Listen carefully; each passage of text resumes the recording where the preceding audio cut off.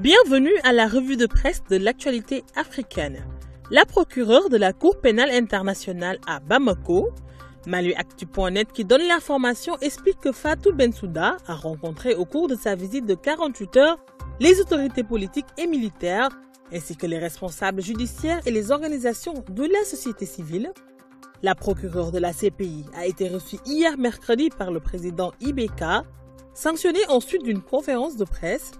Cette visite intervient alors que plus de 15 associations et organisations de la société civile d'Afrique de l'Ouest se sont réunies à Bamako pour créer le Front international des sociétés civiles panafricaines FISPA, dont la première action a été de porter une plainte auprès de la Cour pénale internationale contre l'ancien président Nicolas Sarkozy pour avoir causé la mort de l'ancien président libyen Kadhafi et plus de 50 000 personnes. Parmi elles figurent les mouvements Le Balai citoyen du Burkina Faso, Y en a marre du Sénégal et Le peuple n'en veut plus de la Guinée. L'épidémie de peste qui s'est déclarée il y a 2 mois à Madagascar continue à se propager, notamment dans sa capitale Antananarivo, et a fait déjà 74 morts, selon un nouveau bilan publié mardi par les autorités locales. VOA Afrique, qui donne l'information, affirme qu'au total 805 cas de malades ont été recensés sur le territoire de la Grande Île. Selon le magazine d'information Toujours, à titre de précaution, les autorités ont interdit jusqu'à nouvel ordre les manifestations et réunions publiques dans la capitale et suspendu les cours dans plusieurs universités et écoles du pays afin de procéder aux opérations de désinfection. Au Kenya, un membre de la commission électorale très critiqué pour son rôle dans la crise politique qui secoue le pays a démissionné de ses fonctions de commissaire, nous apprend apanews.net.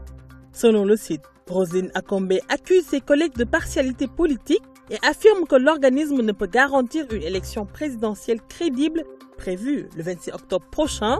Selon elle, les conditions de travail au sein de la commission seraient assiégées car certains d'entre eux sont prêts à voter selon des règles partisanes lors des réunions plénières et à ne pas discuter le mérite des questions dont ils se sont saisis.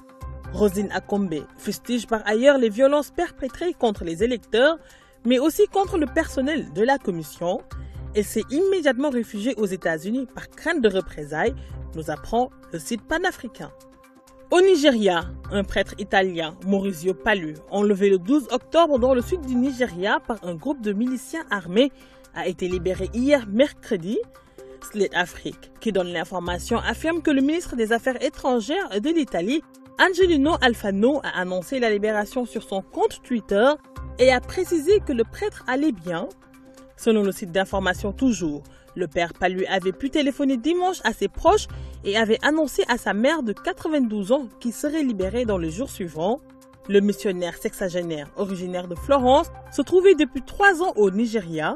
Il avait été enlevé non loin de la ville de Benin City en plein jour par un groupe armé qui s'est emparé des objets de valeur se trouvant à bord de son véhicule et a relâché ses compagnons de voyage nigériens. En Centrafrique, au moins 133 civils ont été tués par des groupes armés dans 2 provinces de la Centrafrique entre novembre 2016 et février 2017.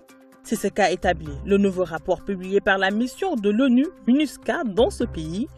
D'après le journal de Bangui.com, le rapport dénonce également l'agissement en toute impunité de ces 2 factions rivales, le Front populaire pour la renaissance de la Centrafrique et l'Unité pour la paix en Centrafrique, qui ont mené pendant 4 mois des affrontements dans les régions de Bria à l'est et Bakala au centre. Selon le site d'information, les violations et abus documentés incluent des meurtres, des enlèvements, des viols, le déni de secours humanitaire et des restrictions à la liberté du mouvement. Par ailleurs, la mission onusienne dit être en mesure d'attribuer 111 de ces meurtres à l'UPC et 22 à la coalition FPRC. Bonne lecture.